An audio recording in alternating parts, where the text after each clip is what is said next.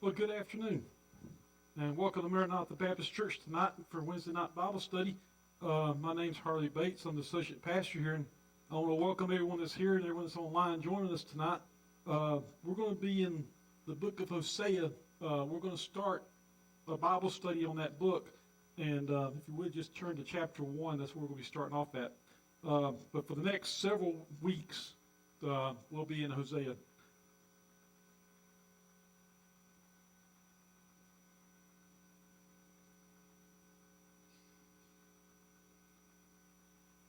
But when we come to the prophecy of Hosea, we are coming to one of the great books of the Bible and to a man who was a remarkable prophet. The prophets were not grouped as major and minor in the Hebrew Bible like they are today. They were arranged as we have them by the church around the 3rd century. You will notice that the messages of nearly all the writing prophets belong to the period of the divided kingdom. When the kings failed, God then raised up prophets to speak to the nation. You follow it through time, therefore, the prophecy of Hosea belongs before Jeremiah. Hosea was a contemporary with Isaiah, Micah, and his former compatriot Amos in the northern kingdom. Hosea and Amos were prophets in the northern kingdom. Isaiah and Micah were in the southern kingdom. Hosea compares in many respects to Jeremiah. Jeremiah was the last prophet before the southern kingdom went into captivity, but more than 100 years before that, Hosea was a prophet in the northern kingdom. He, like Jeremiah, warned the nation of its impending captivity. Both men spoke out of a heartbreaking personal experience. Although Jeremiah's was more public, Hosea's experience was in the home while Jeremiah's was in the nation. When we get into chapter 1, you'll see, we'll get into that about Hosea's home and his experience at home. But he came from a broken home with a broken heart. His wife was unfaithful and became a harlot. He loved her so much that he went back and took her again. And again, she played the harlot. Coming from this experience, this man walked out before the nation of Israel with tears streaming down his cheeks and said, I want to tell you how God feels about you because I feel the same way. I have had a personal experience in my home. And because this man's heart had been broken, he could speak God's message to his nation. We talk a lot of times about why does God let bad things happen, right? Here, we'll get to here just a little bit. Here, Hosea married a woman that became a harlot.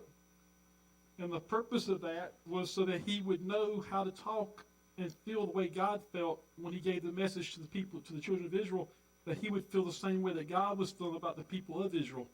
And so sometimes things happen to us for a reason, just so we can communicate or that we can speak of something that we know about when we're talking to someone. But in the first 3 chapters of Hosea, we have that which is personal, the story of the prophet and his cheating wife, Gomer. We have the scandal of his home and the gossip of the town. These were the things. Verse 1. The word of the Lord that came to Hosea, the son of Beer, in the days of Uzziah, Jotham, Ahaz, and Hezekiah, kings of Judea, and in the days of Jeroboam, the son of Joash, king of Israel. You have to excuse me if I butcher the names. I've tried really hard to figure this out, and some of it just escapes. But Uzziah, Jotham, Ahaz, and Hezekiah was the kings in Judea, in the southern kingdom. And at this time, the son of Joash was the king of Israel in the northern kingdom. But as far as Jeroboam goes, it says that there could be no worse king than what he was to the northern kingdom. That he was a terrible king and that he was destined to fail. But in verse 2 it continues. When the Lord began to speak by Hosea, the Lord said to Hosea, Go take yourself a wife of harlotry and children of harlotry, for the land has committed great harlotry by departing from the Lord. There's some debate on this, but the way I read this is God said go. When my mom and daddy told me to go to the store or go to school or get up and go to work, I didn't have a choice, did you? It wasn't a suggestion, it was a command to go. And here God has commanded Hosea to take himself a wife of harlotry and to have children of harlotry. for the land has committed this also to the Lord. But Hosea was probably a young man who had met this beautiful girl and fell madly in love with her. But then she played the harlot. Naturally, he wanted to put her aside. He may have wanted to marry her, but would he dare in a small town, and Mosaic law said to stone her? What is he going to do? This happened later in the Bible, right? This happened when Jesus was born. Joseph was supposed to marry Mary, but yet she had a child, and he knew it wasn't by him, right? But an angel of the Lord came and talked to Joseph and said that it's okay, it's God's child, right? It's okay to marry her because she's carrying the Messiah. Well, here, God has told him to marry her. Don't stone her. Don't prosecute her under the law. Don't set her aside, but marry her. She is a wife of harlotry and a child of harlotry, which means that she was probably born into a broken family herself, the way it reads there. So there was a record of unfaithfulness in her family. God is comparing the physical harlotry to spiritual harlotry or adultery. This applies to us today. You can play fast and loose with God, and you are nothing in the world but a harlot, a spiritual harlot in his sight. So if we are worshiping something more than God, that's what it's getting at here, right? We don't want to have false idols. We don't want to be putting stuff ahead of God. We don't want to. This is more important than anything else in the world, right? Because it's not. The most important thing in the world is our salvation and our preparing to meet Jesus and to go to heaven and to help other people find Jesus also. But in verse 3 it continues. So he went and took Gomer, the daughter of Diblaim, and she conceived and bore him a son. Then the Lord said to him, call his name Jezreel, for in a little while I will avenge the bloodshed of Jezreel on the house of Jehu. But not only was the marriage, but also the children are going to be a lesson for the children of Israel. Jezreel means, and like I said, God told him to name him Jezreel, and it means God will scatter. It is also the name of a city and a famous plain. The plain of Jezreel at the end of times is where Armageddon is going to be fought at. So here he told him to name his son, his first son, Jezreel, because he will avenge the bloodshed. And because it said God will scatter. It's a warning to the nation of Israel that God is going to scatter the people of Israel. They're not going to be a nation anymore.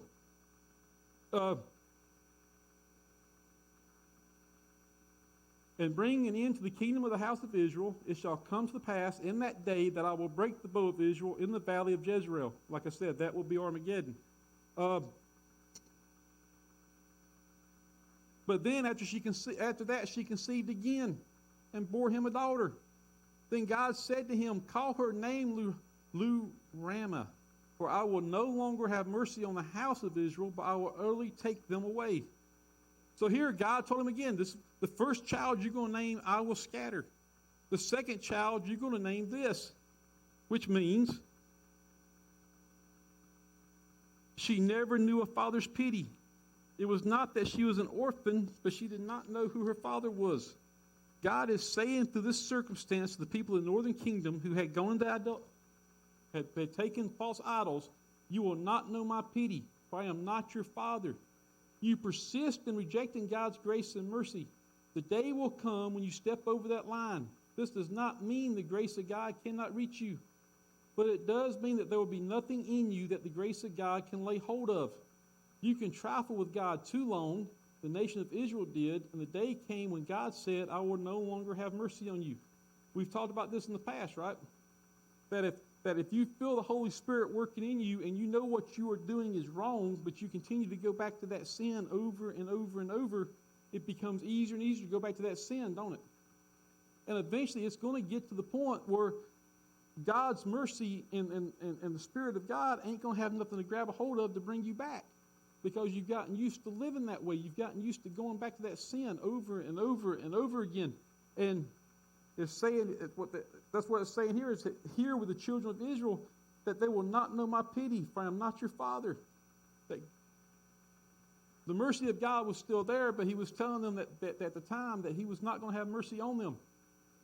But it says in verse 7, yet I will have mercy on the house of Judea. What? I'm going to destroy the northern kingdom, but I'm going to save the southern kingdom.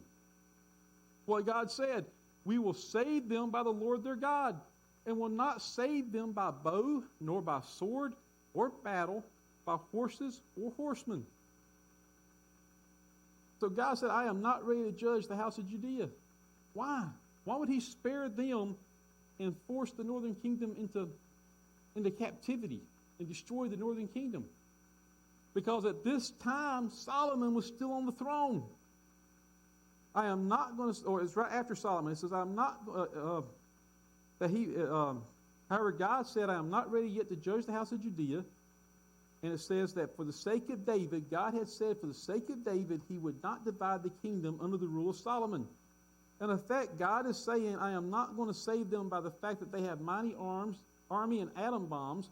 I'm going to save them I am not going to save them by the means of arms. If you read 2 Kings 19 and Isaiah 37, you will learn how God miraculously delivered the people of the southern kingdom at this time. But he did not deliver the northern kingdom. So because of the promise he made to David, the northern kingdom was destroyed here in a little while, and the southern kingdom was saved. And this is what Hosea is saying at this point in time, and what's going on here with his children, the names of his children. Now when she had weaned Loruham, she conceived and bore a son. Then God said, call his name Lo-Ammi, for you are not my people, and I will not be your God. But in that country, it took about 2 to 3 years to wean a child. It'd take 2 to 3 years for the child to be weaned from the mother. And when she was weaned, when Lo-Ruhamah was weaned, Gomer had another son. The third child, God told to name him Lo-Ammi, for you are not my people, and I will not be your God. In a singular fashion, as far as Hosea goes, it also means you are not my son. So the first child was Hosea's son. The second child, God told them, what did he name it? He told them to name it that they would not know no pity, that they didn't know their father, right? So the second child was in doubt who the father was. The third child, there's no denying it. God's telling him, you are not my people. You are not Hosea's son. So Hosea's wife had turned to harlotry again, and she had gotten pregnant in wedlock with someone else while she was married to Hosea. But Hosea went and got her back. And his son was named, but the last one was called Lo-Ammi, because you are not my people, and I will not be your God. Because like I said, God is using the life of Hosea to mirror the life of going on in Israel right now, so that you can look at both of them and understand what God is getting ready to do, or what God is prophesizing.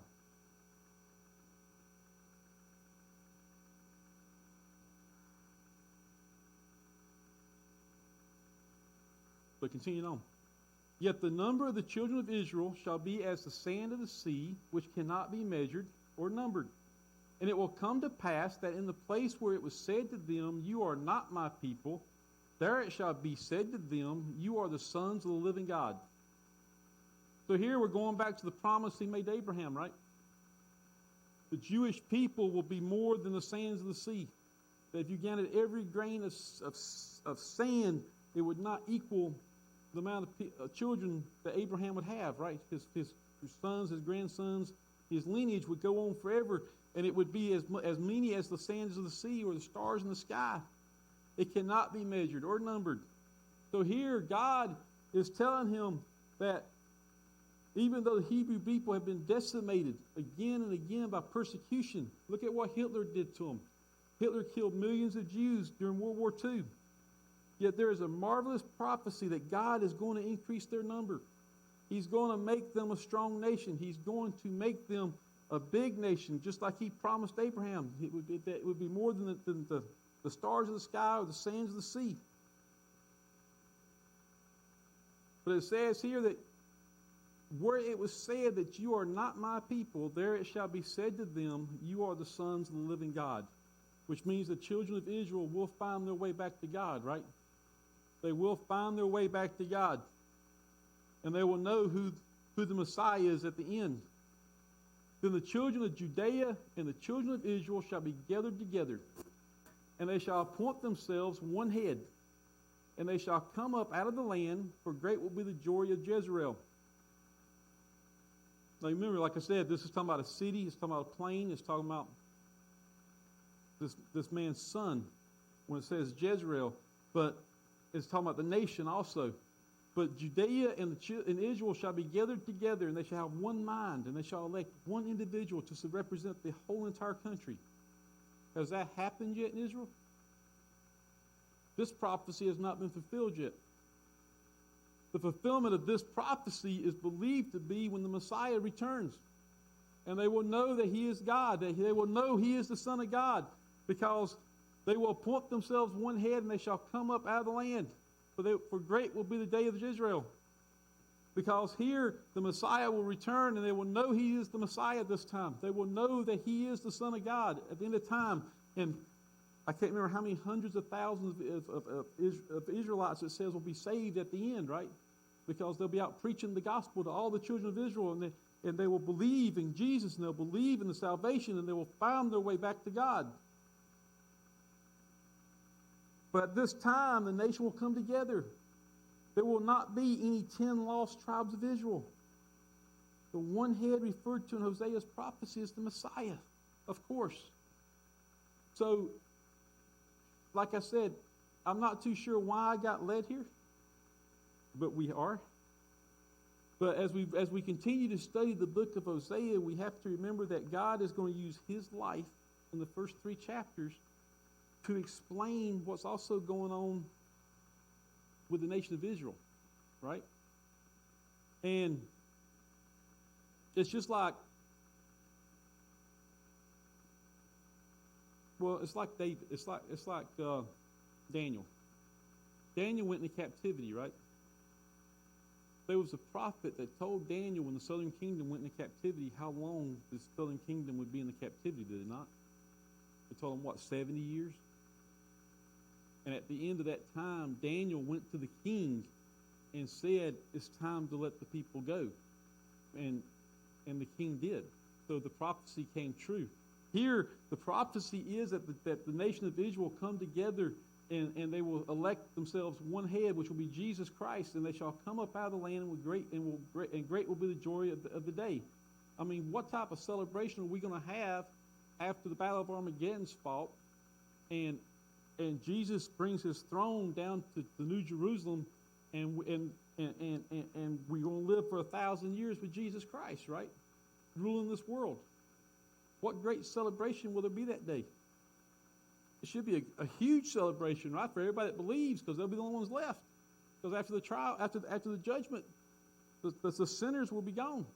It'll just be the saved people, and we will occupy the new heaven and worship Jesus and God, and we'll live in their presence, right?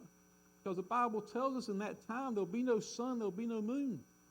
Because the Father and the Son will supply all the light needed for heaven. They are the light, and they will supply the light, and there will never be nighttime again. That when we go to heaven, that it will be daytime the entire time, because it says the gates will be open as long as the sun shines. And since the sun or the light shines because of Jesus Christ, the gates will never be closed in heaven. They will stand open forever. But this was a short message, but this is the beginning of it. And like I said, I'm not too sure why I was led here. I hope we can learn something from it. I mean, we got through that one book that they said I was crazy for teaching, when the guy was talking about everything that, what if there was no God, right? What if there was nothing past earth? But we got through that book. So we'll see what the Lord has planned for us as we continue on in Hosea, and we continue to study this book here in the future.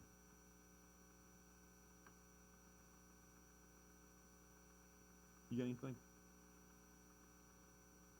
Okay.